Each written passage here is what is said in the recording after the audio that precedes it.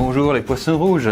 Alors pourquoi je vous appelle comme ça aujourd'hui? Oh bah la raison est toute simple, c'est que en fait cette poiscaille possède un pouvoir que certains pourraient qualifier de magique. Et oui, figurez-vous qu'il serait capable de survivre dans un milieu sans oxygène en produisant de l'éthanol. De la tease, de l'agneau, de l'alcool quoi. Oui, voilà. Bon, après, n'allez pas vous bourrer avec l'eau de l'aquarium, hein, ça marche pas. En même temps, vous n'êtes pas un poisson rouge. Après, certaines personnes, peut-être un peu plus que d'autres, je sais pas. Lui, par exemple, on a des doutes. Et comme vous en doutez, je ne parle pas d'alcool au hasard, puisque c'est précisément le thème du jour. On va picoler, quoi. Et en France, on n'est pas les derniers lorsqu'il s'agit de lever le coude. Et oui, puisque selon un rapport de l'OCDE, notre cher Hexagone se classe 3e sur le podium mondial, pour ce qui est de la consommation d'alcool. Tout à fait. Avec en moyenne 11,7 litres d'alcool par habitant et par an. Après, bon, c'est quand même surtout grâce au vin si nous sommes si hauts dans ce classement. Et si vous vous demandiez quels sont les deux pays qui occupent le haut du podium, eh bien, on trouve en deuxième position l'Autriche, avec 11,8 litres d'alcool par habitant et par an. Et en numéro 1, nous avons... La Russie. Non, raté de peu, hein, mais c'était la Lituanie, voilà. Ah oui, c'est vrai, avec 12,3 litres par habitant. Bref, tout ça c'est bien beau, mais imaginez que vous soyez confronté à un défi de taille. Avaler, pinte sur pinte, jusqu'à ce que... Eh bien... On va voir, jusqu'à quoi? Plus exactement, boire 7 litres de bière. Et bien sûr, en les enchaînant, hein, ça va de soi, en une seule soirée. Eh bien, j'en connais un qui pourrait répondre à cette question avec son corps, bien sûr. C'est notre cobaye. Eh bien, voilà. Te voilà. Et d'ailleurs, tu savais, mon petit gars, qu'on nous a demandé de te trouver un nom. Qu'est-ce que t'en penses? Ouais, t'as raison, le mieux c'est quand même que, du coup, je sais pas, proposez, mettez vos idées en commentaire. Et oui, sinon, pour en revenir à toi, est-ce que t'as une bonne descente? Ah, très bien. Bon, du coup, les poissons rouges, comment on va terminer notre cobaye, à votre avis? Un peu pompette, ivre ou complètement arraché? Ou peut-être même, pourrait-il décéder? Eh bien voilà, n'hésitez pas à aller voter au sondage qu'on affiche, juste ici. Et on va voir si la vidéo vous a donné raison ou pas. Bon, bien sûr, je rappelle évidemment que l'abus d'alcool est dangereux pour la santé. Buvez avec modération. Et en même temps, je pense qu'avec ce qui va suivre, eh bien, on peut pas faire plus explicite. Hein. Du coup, voilà, est-ce que vous êtes prêts? Eh bien, boire 7 litres de bière, ça fait quoi? Bon, eh bien, du coup, on perd pas de temps, hein. On dirait que c'est déjà l'heure de la première pinte. Santé.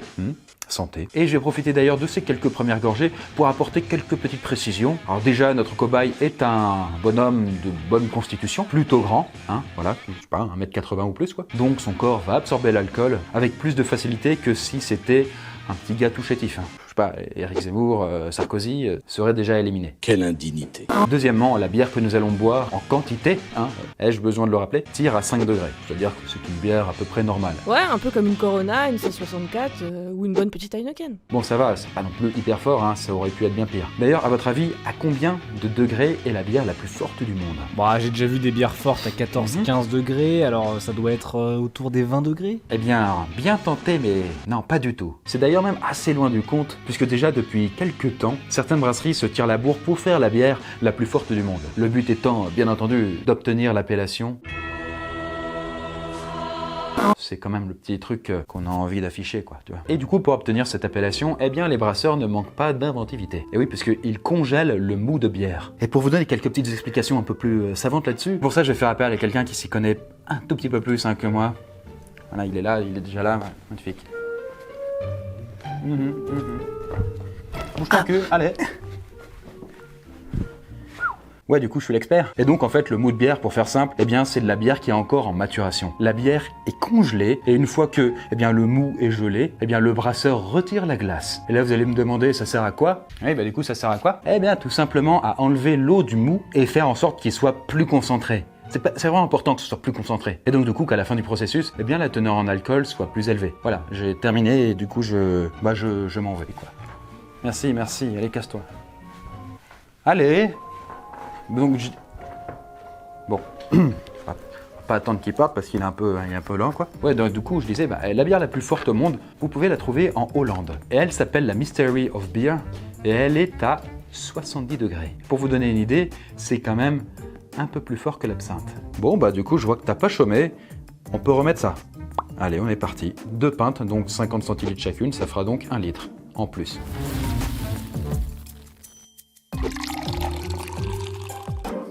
Voilà, ça y est, vous avez englouti 1,5 litre, donc 3 pintes, et vous vous sentez plutôt bien. Pourtant, il commence à se tramer quelque chose dans votre corps. Là, dans votre verre, se cache une minuscule molécule, l'éthanol. Bon voilà, je vous apprends rien, on trouve cette molécule dans toutes les boissons alcoolisées, et elle est si petite qu'elle peut très facilement entrer dans le sang.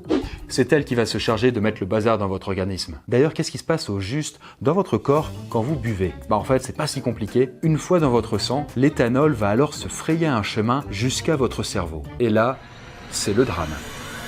Une fois dedans, il va venir brouiller les messages que s'envoient les neurones. Et plus il y a d'éthanol, moins les messages pourront se transmettre facilement. Et s'ajoute à l'éthanol une autre molécule, directement sécrétée par votre corps, j'ai nommé La dopamine. Bah oui, voilà, c'est ça. Et pour ceux qui ont oublié leur cours d'SVT, eh bien, il s'agit tout simplement de la molécule du plaisir. Et ce petit cocktail d'éthanol et de dopamine a des effets que, je pense, vous connaissez. Un sentiment mêlant la relaxation et une impression d'assurance et de confiance en soi. Mais ça, ce n'est que le début.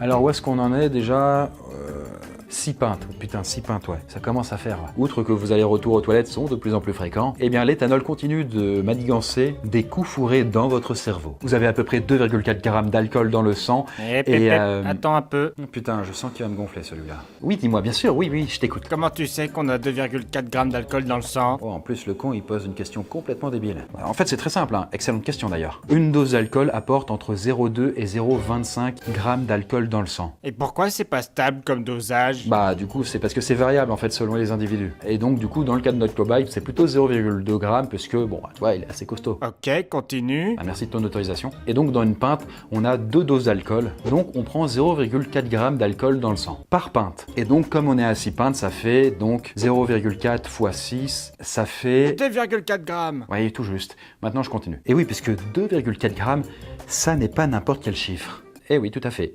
Bon, pour faire simple, vous commencez à être sacrément bourré. L'éthanol a continué à mettre le bordel dans votre cerveau et empêche de plus en plus vos neurones de s'envoyer des messages entre eux. Et progressivement, le sentiment d'assurance que vous ressentiez s'est dissipé. Et oui, ce sentiment d'assurance a laissé place à d'autres effets, des paroles et des gestes incohérents, une diminution des réflexes et de l'équilibre. Ceci dit, à 2,4 grammes, vous avez atteint une limite. Oui, vous avez bu plus d'alcool que ce que votre foie peut correctement éliminer. Bon, très bien, on continue. C'est merveilleux. Allez, on y va.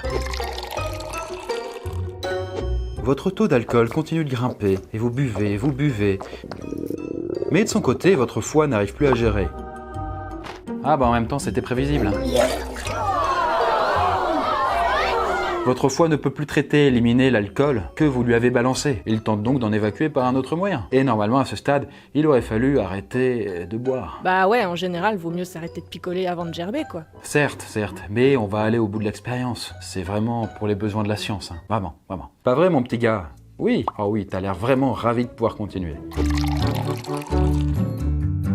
Ah, eh bien ça y est, 5 litres d'alcool ont été bu. Ça fait quand même 10 pintes, hein, les gars. Et là, il semblerait que vous fassiez officiellement une intoxication alcoolique aiguë. Ouais, un coma éthylique, quoi. Oui, tout à fait. On peut dire ça. En même temps, vous avez dépassé les 3 grammes d'alcool par litre de sang. Et c'est justement à partir de ce seuil que le coma peut être atteint. En fait, ce qui s'est passé dans votre corps n'est pas difficile à comprendre. L'éthanol a tellement brouillé les messages neuronaux dans votre cerveau que du coup, ça fait une sorte de bouillie infâme où plus rien ne circule et passe correctement. Et donc, votre corps n'est plus capable de rien. Du coup, il se met en mode veille, pour ainsi dire, le temps d'éliminer tout l'alcool qu'il contient. Donc si vous voulez, c'est une sorte de fonction d'urgence. Mais à ce stade, ça n'est pas sûr qu'il y arrive. Vous avez bu 5 litres de bière et il faut aussi savoir que, eh bien, en moyenne, un corps humain contient 5 litres de sang. Donc là, vous avez bu autant de bière que votre corps ne contient de sang. Bon bref, et du coup, si on revient à notre cobaye, qu'est-ce qu'on fait pour lui? On lui sert quand même le reste. Je veux dire, il y a encore quelques pintes à lui filer avant que l'expérience soit terminée. Oui, allez, oui. Merci pour ton dévouement à la science. On y va. Et bien du coup, c'est parti pour 6 litres. Après, je sais pas si c'est bien raisonnable. Bref, allez, du coup, il boit. Allez, il boit. On va lui donner un coup de main, quoi. Voilà, fallait s'y attendre, hein. En même temps, vous êtes presque à 5 grammes d'alcool dans le sang et vous êtes en état de coma éthylique. À ce stade d'alcoolémie, c'est l'éthanol qui fait la loi dans votre corps. C'est plus votre cerveau, hein. Ah non. À lui, à ce stade, il contrôle plus rien. Et y compris votre vessie. Et du coup, comme vous continuez à boire, il faut bien que le liquide s'évacue d'une façon ou d'une autre, quoi. Ah, donc c'est pour ça que les gens trop bourrés, ils se pissent dessus. Oui, et vous allez d'autant plus vous pisser dessus que vous avez bu de la bière en grande quantité. Vous auriez probablement moins pissé si vous aviez bu des alcools plus forts, des shots, etc., quoi. Tout simplement parce que ça aurait fait moins de liquide à ingurgiter. Voilà, quoi. Bon, après, le petit côté positif, c'est qu'on est presque arrivé à notre objectif. Plus qu'un litre et ce sera bon. Allez, très bien, les 2 dernières pintes, et de 1, et de 2. Voilà, superbe. Et là, du coup, c'est bon, défi accompli. Oh ouais. Tu gères, mon gars. Génial. Vous y êtes, vous l'avez fait. Vous avez bu 14 pintes, 7 litres de bière. Et du coup, oui, donc, quel effet ça fait? Ah, bah du coup, il semblerait que notre cher cobaye soit décédé. Il a bu trop et son corps n'a pas suivi. Surprenant, n'est-ce pas? En même temps, avec 7 litres de bière, vous avez largement dépassé les 5 grammes d'alcool par litre de sang. Et au-delà de ce seuil, les effets sur votre corps sont simples. Théoriquement, c'est la mort. Passé les 5 grammes, l'éthanol a tellement brouillé votre cerveau qu'il n'est plus capable d'orchestrer vos fonctions vitales. Vous risquez donc à tout moment d'avoir un arrêt cardiaque ou un arrêt respiratoire. Bon, je précise que théoriquement, vous êtes mort. Vous êtes censé être mort, quoi. Mais l'humanité nous réserve bien des surprises. Et oui, parce qu'il y a des cas de personnes qui ont réussi à faire grimper leur taux d'alcoolémie bien au-dessus des 5 grammes. Et ouais. En France, par exemple, le record est détenu par un Avignonnais qui avait 11 grammes d'alcool par litre de sang. Pour rappel, la limite pour conduire en France est de 0,5 g par litre de sang. Il était donc 22 fois au-dessus de la limite. Heureusement qu'il conduisait pas. Ah, vaut mieux pas qu'il soit au volant. Bon, les médecins ont estimé qu'il avait bu entre 3 et 4 bouteilles d'alcool fort, genre du whisky. Oh putain, la bête à charge. Mais attends, parce que ça n'est pas le pire. Le record mondial d'alcoolémie serait détenu par un Sud-Africain, et je dis bien serait, car difficile de trouver des sources convaincantes pour ce cas. L'homme a apparemment gagné sa vie en volant des moutons, et aurait été contrôlé par la police avec un taux d'alcoolémie de 16 grammes par litre de sang. Voilà, c'est juste complètement insane, on va dire, parce que le mec était même pas censé être en vie à ce moment-là, quoi. Bref, en ce qui nous concerne, et contre toute attente, vous n'avez pas pu boire ces 7 litres de bière. La preuve, notre cobaye est mort. Bon, du coup, bah, je sais pas, j'hésite, on le ressuscite? Ok, très bien. Bah, c'est parti. Sorcellerie et autres cochonneries, rends-lui la vie. Et bien voilà, il est de nouveau vivant et tout frais, quoi, je suppose. Peut-être un petit peu étourdi, mais ça va. Et en plus, mon gars, on t'épargne la gueule de bois. Si ça, c'est pas beau. Bah oui, quand vous buvez de l'alcool, votre corps mobilise beaucoup d'eau pour pouvoir l'encaisser. Du coup, le lendemain, au réveil, eh bien vous êtes sévèrement déshydraté. Ce qui a pour effet de vous donner des maux de tête. Et c'est donc le manque d'eau qui fait que vous ayez des maux de tête, et pas tant le fait d'avoir bu de l'alcool. Et les éventuels vomissements sont une astuce de votre foie pour éviter d'avoir à éliminer lui-même l'alcool que vous avez ingéré. Et donc vous avez la gueule de bois le temps que votre corps se réhydrate. Du coup mon gars, on remet ça ou pas? Comment tu le sens? Bon, après je comprends, tu sais, moi, il m'en faut pas non plus beaucoup pour dégueuler partout. Je veux dire, au bout de 3-4 pintes, je commence à avoir des étoiles et puis à me rouler par terre, donc... Bref, donc du coup, vous avez bien compris que, eh bien, les effets de l'alcool ne sont pas si chouettes que ça. Surtout à forte dose. Bon, à petite dose ça peut aller, mais plus vous allez dans l'excès et plus ça va foutre votre cerveau en PLS. Et une soirée d'abus est suffisante pour vous conduire au coma et ensuite à la mort. Et sur le long terme, ça peut aussi mener à l'alcoolisme, évidemment. En tout cas, bon, la Poscaille, j'espère que vous avez apprécié cette vidéo et que, bon, vous avez compris que valait mieux éviter de boire 7 litres de bière d'un coup. Parce que sinon, je pense que le message est peut-être pas hyper bien passé. Après, nous consommons de l'alcool partout dans le monde, quelles que soient les cultures, que ce soit du Japon en passant par l'Amérique. Mais à votre avis, est-ce que ce trait relève d'une culture évoluée ou plutôt de ses dérives? Sur ce, la Poscaille, c'est sur ces mots que je vous laisse. Consommez avec modération, évidemment, et on se dit à une prochaine vidéo. Ciao. Salut à tous, c'est l'équipe de l'Astrolabe. Du coup, on espère que le Ça fait quoi vous a plu. Ouais, on débarque ici pour faire notre pub, à l'aise. Alors, pour ceux qui savent pas, l'Astrolabe, c'est l'autre chaîne du Kunda. On vous parle de l'actualité science et high-tech très régulièrement. Du coup, on vous met notre dernière vidéo juste à gauche. Allez la voir et abonnez-vous si ça vous dit. Je pense que Chris sera d'accord, hein, pas vrai? Ouais, complètement, ouais. Bah, vous pouvez aller voir. Et en attendant, salut la Poscaille!